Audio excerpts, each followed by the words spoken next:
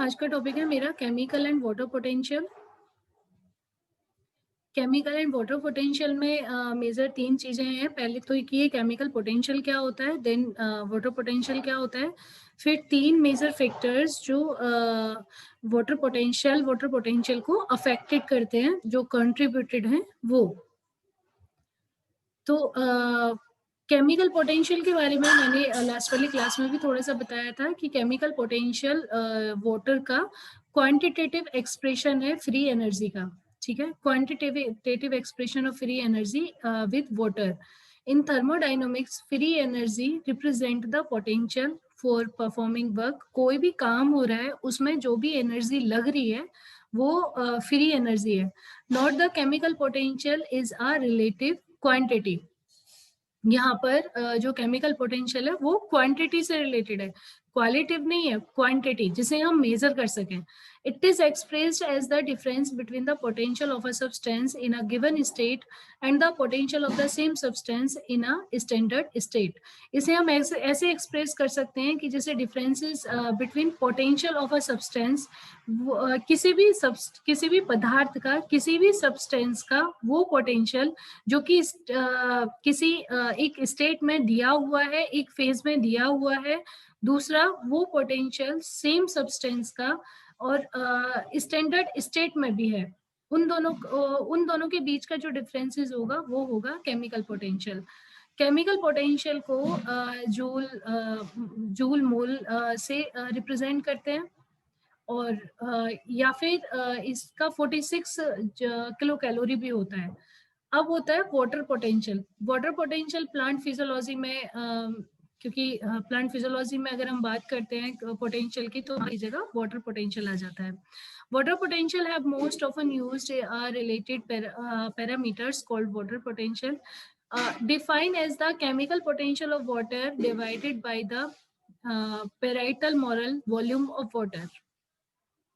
That means जो water का volume है, 1 मोल ऑफ वाटर का वॉल्यूम 18 इंटू 6 की वो 10 की पावर 6 m3 मोल -1 होता है।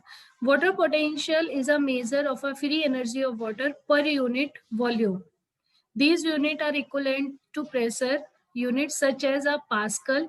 वाटर पोटेंशियल की यूनिट को का जो प्रेशर होता है, it is equivalent the pascal, which is common measurement unit of water potential. Pascal common measurement unit है वाटर पोटेंशियल की।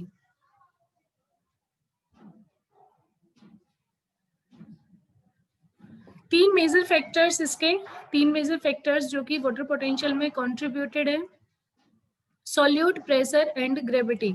सॉल्यूट, प्रेशर एंड ग्रेविटी, ये 3 मेजर फैक्टर्स हैं जो कि वाटर पोटेंशियल में कंट्रीब्यूटेड किए जाते हैं। Ma'am. Okay. So water potential को कंट्रीब्यूट किया गया है 3 फैक्टर्स में, जिसमें से पहला है सॉल्यूट। द टर्म सॉल्यूट को साई एस डैश से रिप्रेजेंट करते हैं, कॉल्ड सॉल्यूट पोटेंशियल, इसे सॉल्यूट पोटेंशियल कहते हैं। और the osmotic potential, solute potential कहते हैं या फिर इसे हम ऑस्मोटिक पोटेंशियल कहते हैं। Represent the effect of dissolving solute on water potential. क्या रिप्रेजेंट करता है ये सॉल्यूट पोटेंशियल, जो डिसॉल्व सॉल्यूट को रिप्रेजेंट करता है वाटर पोटेंशियल के। Solute reduce the free energy of water bye diluting the water. Solute free energy को रिड्यूस करेगा, जैसे ही वाटर के अंदर कोई चीज हमने डाली और वो घुलनी शुरू हो जाती है, तो जो उसकी फ्री एनर्जी होगी उस सॉल्यूट की वो भी कम हो जाएगी। This is the primarily in entropy effect, that is mixing of the solute and water increase the disorder of the system and thereby low free energy.